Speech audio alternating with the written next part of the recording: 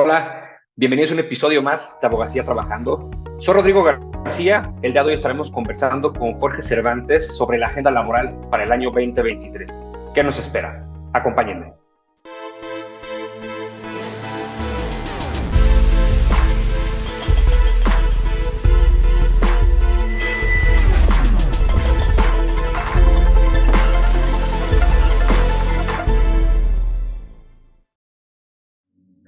Jorge es egresado de la licenciatura en Derecho por la Universidad La Salle, con especialidad en Derecho Laboral por la Universidad Panamericana. Cuenta con diplomado en Comunicación Social y uno más en Recursos Humanos por la Universidad Iberoamericana. Conciliador laboral certificado por el CONOCER.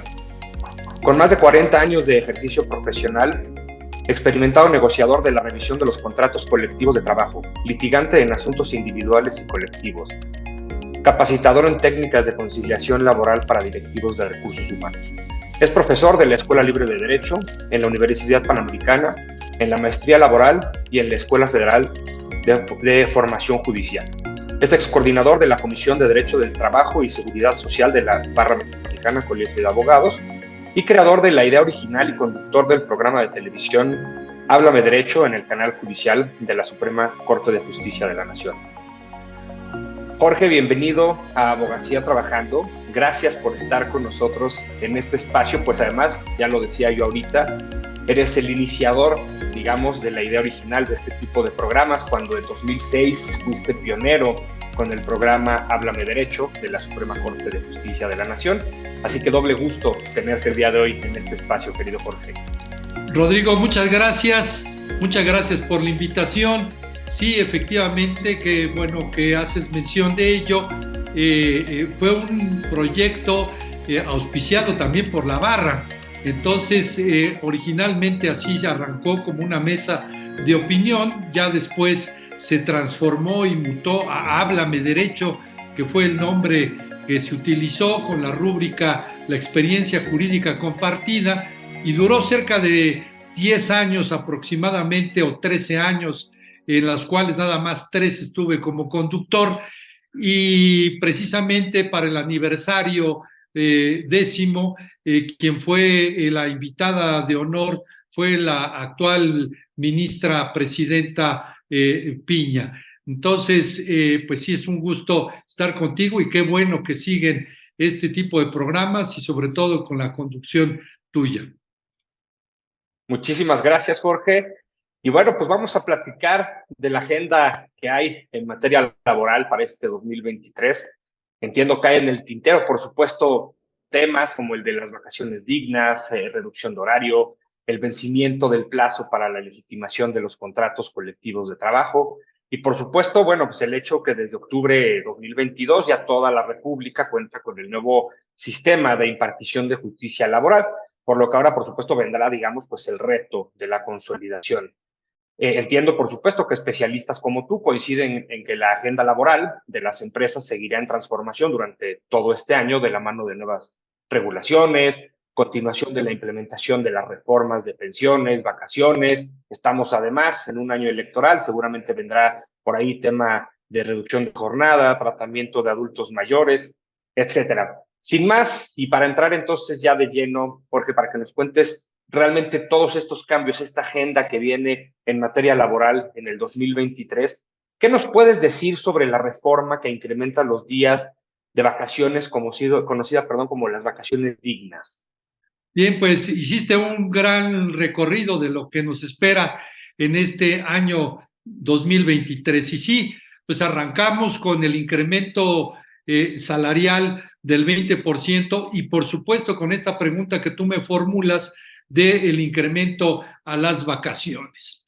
Se ha denominado como vacaciones dignas. Hay que reconocer que efectivamente nos encontrábamos muy lejanos de las condiciones que prevalecían en otros países y de las recomendaciones hechas por la Organización Internacional del Trabajo, es muy cierto, y que era necesario transformar, evolucionar y crecer este periodo vacacional.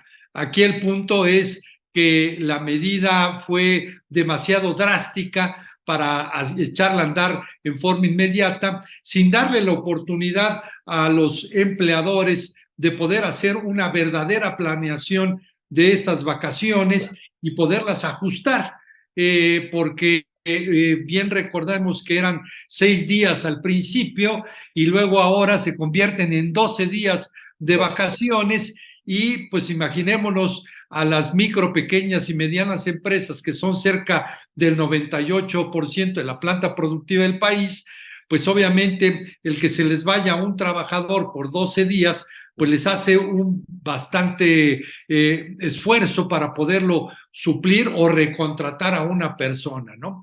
Pero también para las grandes empresas también tienen la dificultad, si nos imaginamos una empresa que tiene 3 turnos, que no suspende sus actividades durante todo el día, pues también tendrá que hacer su planeación.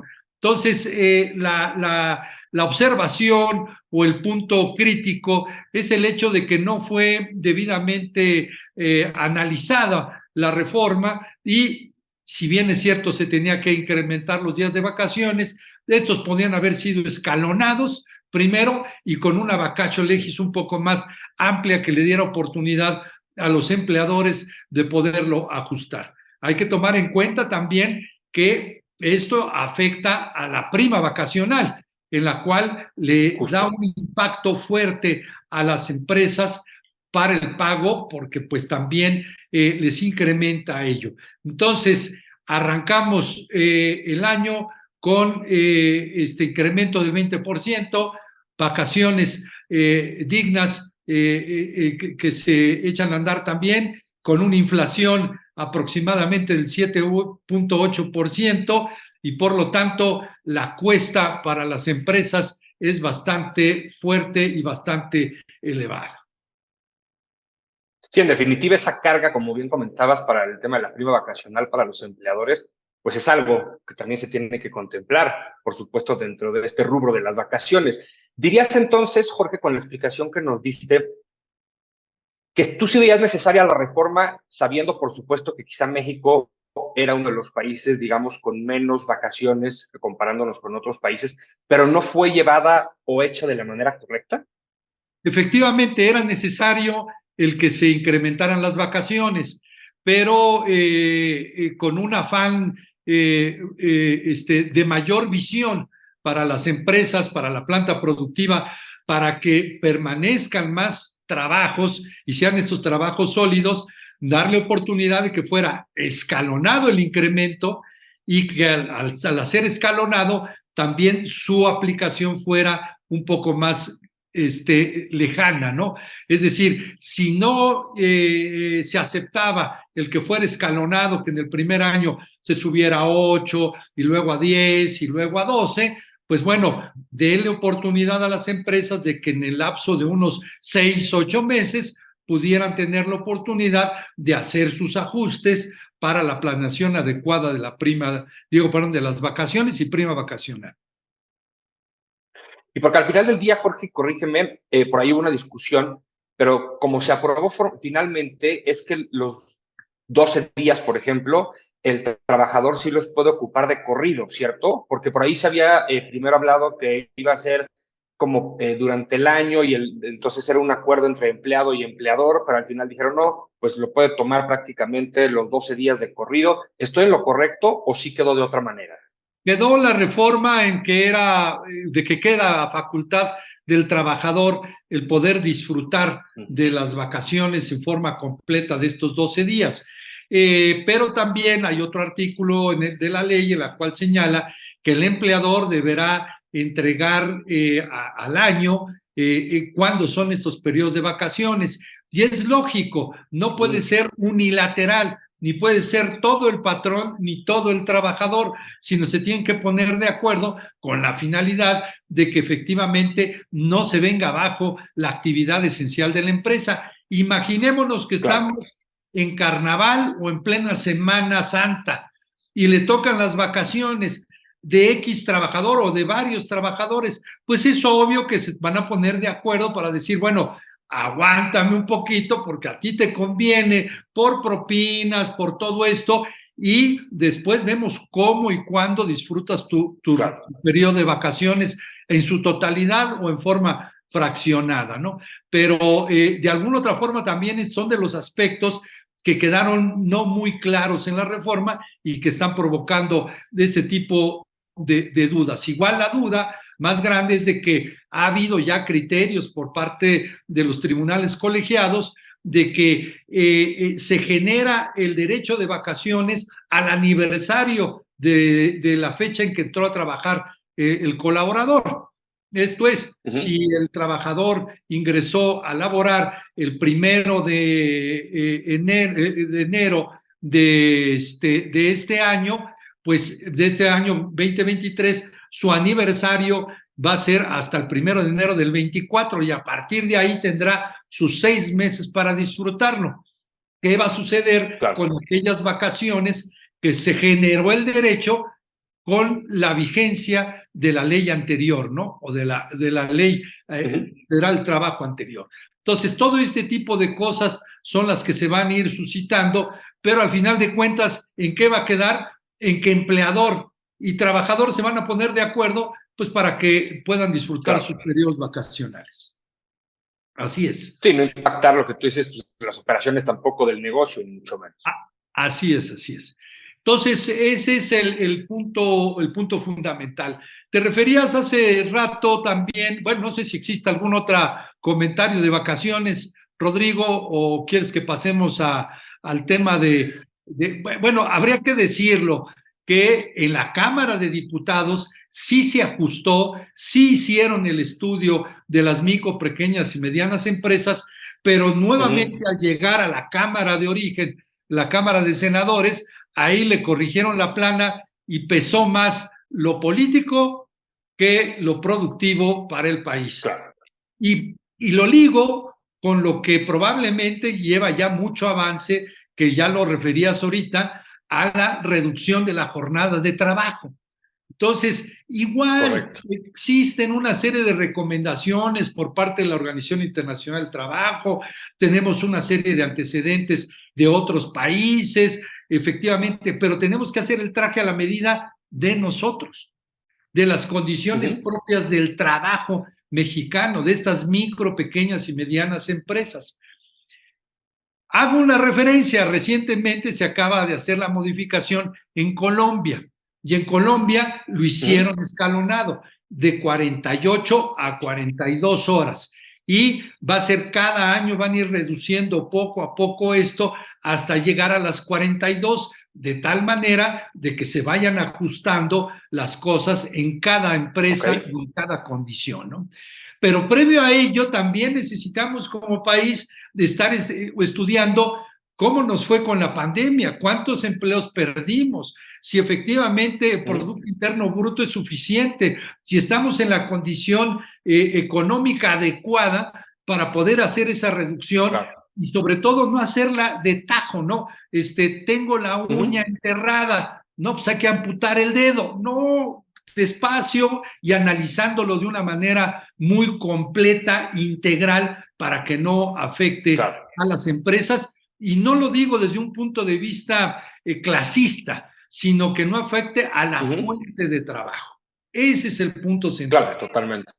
Entonces, de hecho, por ahí me parece que hay una reforma del senador Mancera, ¿correcto? Justamente en este tema, en el punto de la reducción de horario.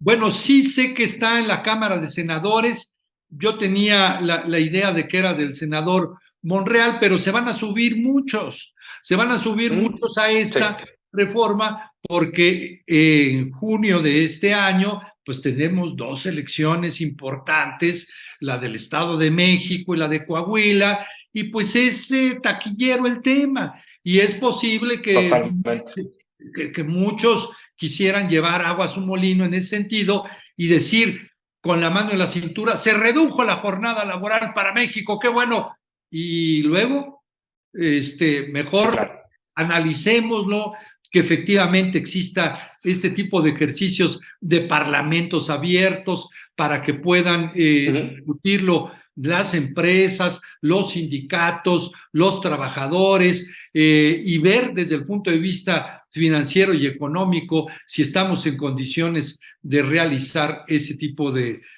ajustes a la reducción de la jornada. A las jornadas.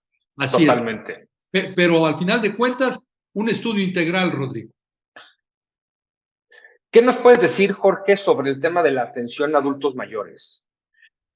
Bueno, este es otro aspecto. Acaba de salir publicado recientemente, hace unos días, en el Diario Oficial de la Federación, que nos sumamos ya como país a este acuerdo o esta convención interamericana para la protección de los derechos humanos de los adultos mayores. También es positivo. Qué bueno que lo estamos haciendo. Qué bueno que estamos retomando ese tipo de cuestiones que existían, claro. no es ahorita el tema, pero que existían desde el ACLAN, desde el Tratado de Libre Comercio de Salinas. Ahí estaban los 8 convenios fundamentales de la OIT y muchas otras cosas más no se habían llevado a cabo, etcétera, etcétera. Ahora la estamos retomando. Qué bueno. Sí, existe ya una iniciativa que aquellas empresas que tengan más de 50 trabajadores deben de tener por lo menos un 5% de trabajadores de la tercera edad en forma genérica. Ahorita sí lo explico. Pero pues también volvemos a lo mismo, ¿no? Claro. Un taller mecánico de 50 trabajadores, o de 51, pues, y que le tengas el 5% de trabajadores de la tercera edad, tendrías que diseñar tú como dueño de ese taller o de esa peluquería o de ese salón de belleza, o de ese laboratorio pequeñito, ¿qué vas a hacer con estos trabajadores de la tercera edad? Así las cosas, claro. Es fundamental que exista un estudio muy detallado y que le den la oportunidad de que se ajusten a las nuevas condiciones y que efectivamente se constituyan planes y políticas adecuadas.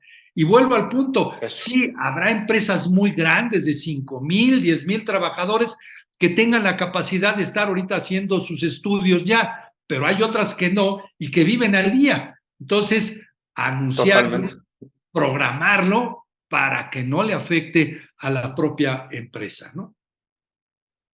Totalmente, Jorge. Para entonces, digamos, tener un panorama más claro de las diferentes partes, por supuesto, que se involucran en materia laboral, ¿qué pueden esperar tanto patrones como trabajadores, como por supuesto abogados, postulantes de la nueva justicia laboral? Es muy buena tu pregunta, porque al final de cuentas, las juntas de conciliación y arbitraje a partir de octubre ya no están recibiendo nuevos asuntos. Ahora los asuntos se llevan a cabo primero ante los centros de conciliación federal y local para agotar la etapa obligatoria conciliatoria. Al decir obligatoria, no se pierde el interés de este principio de voluntariedad en los medios alternos de solución de controversia, porque al final de cuentas acudiré a ese centro y yo, trabajador o empleador, sabré si acepto o no acepto esa propuesta. Después de agotada ella y expedida la constancia de no conciliación, se acudirá a los nuevos tribunales laborales, en los cuales está constituida por una etapa escrita y luego 2 audiencias, una preliminar y otra de juicio, en donde serán auténticamente técnica oral, ya no el dictado a la mecanógrafa de mis manifestaciones, sino esta nueva forma de llevar a cabo el litigio y el litigio laboral. Por lo tanto, se estima que se resuelvan los asuntos, por lo menos ya ha habido la experiencia en algunos estados de la República, de la competencia local y también de los federales, que aproximadamente están durando alrededor de unos 7 meses. Pero que tampoco nos quedemos con la idea de que esto va a ser fácil y va a ser sencillo. Claro. Mucho depende de nosotros, los abogados postulantes, Rodrigo.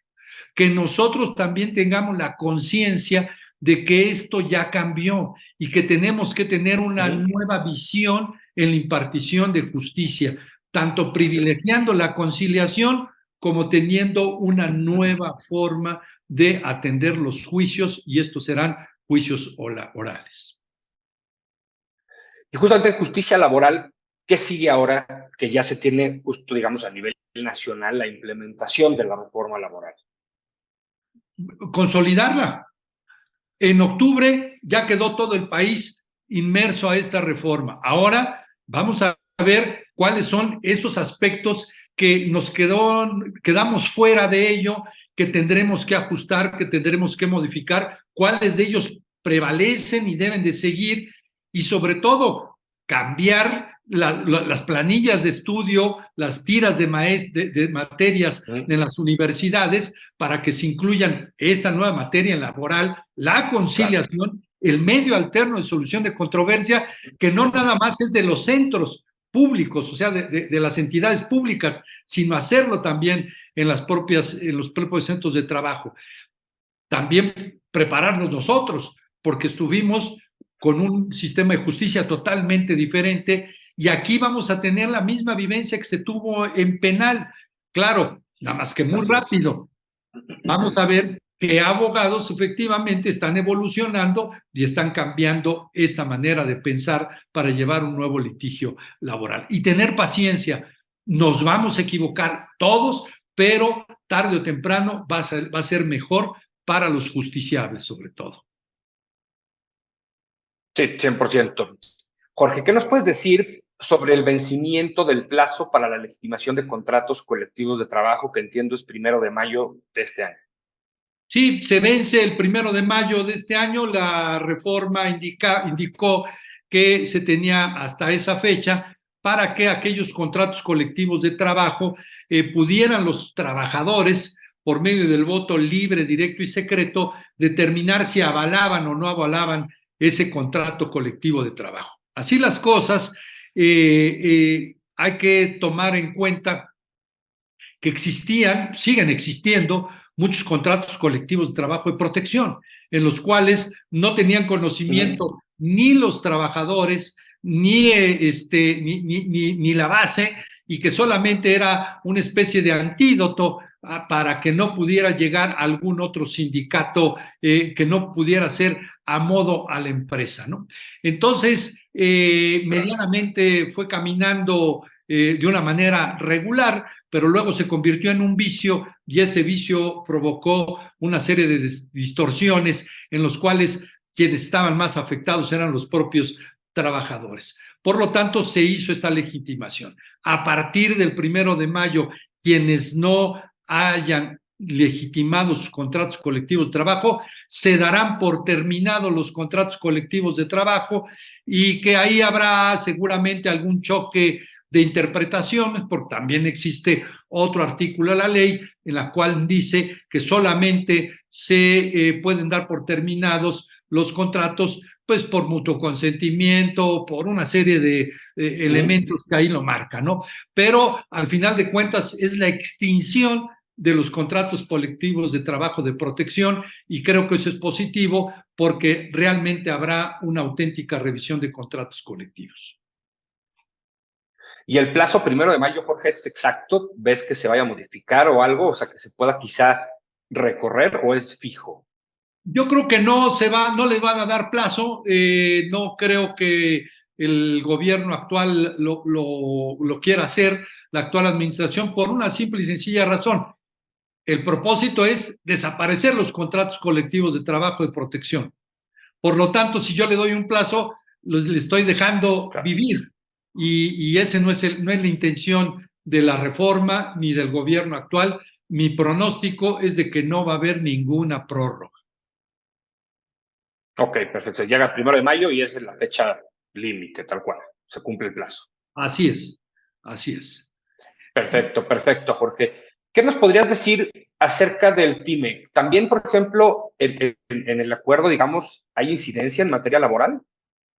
Sí, por supuesto. Queda, como lo decía hace un momento, desde el ACLAN de Salinas de Gortari hasta nuestros días, están incrustados los 8 convenios básicos de la OIT, fundamentales de la OIT, y por supuesto en el artículo 23.1 se establecen las obligaciones laborales. En el artículo 23A, pues más, inclusive establecen el aspecto del voto libre, directo y secreto para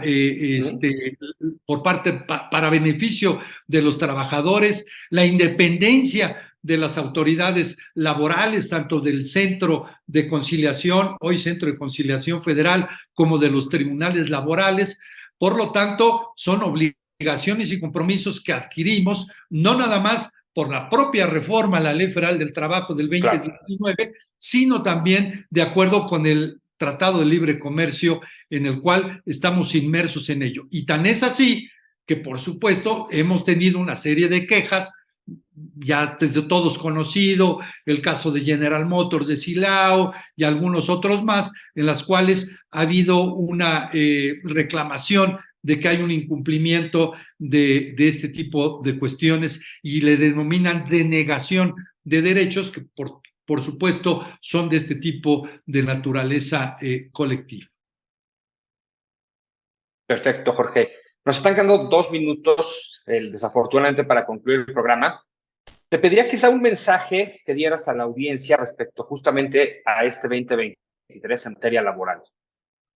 Bien, pues, por supuesto que resaltar que estamos ante una nueva realidad, que estamos ante una nueva cultura laboral, en la cual es la responsabilidad de los sindicatos, la responsabilidad de las empresas, la información y la comunicación que reciban los trabajadores y el diálogo directo que se tengan con ellos va a ser muchísimo mejor y en beneficio de la fuente de trabajo para que ésta se consolide y permanezca.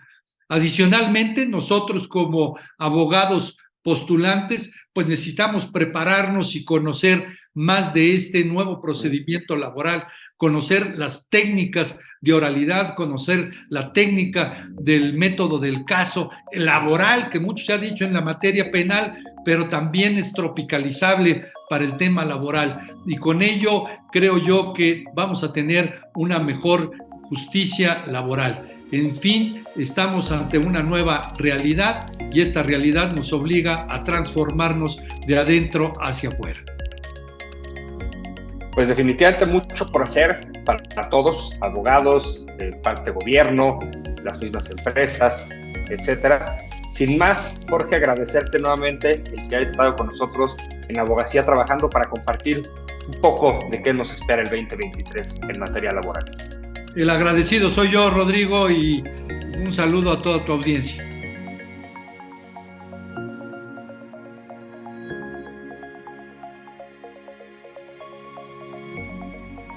Muchas gracias por habernos acompañado en un episodio más de Abogacía Trabajando, un programa muy interesante que ahorita que está, digamos, en estos primeros meses del año, estos 2 primeros meses, arrancando con toda la información que necesitamos saber en tema de justicia laboral. Ya lo explicaba Jorge, todos estos cambios que hay desde las vacaciones dignas, el tema de los adultos mayores, el tema de la nueva justicia laboral que está desde octubre 2022 a nivel nacional y por supuesto todo este aprendizaje que los propios abogados que se enfocan y que litigan en materia laboral tendrán que ir haciendo. Los espero en el próximo episodio de Abogacía Trabajando.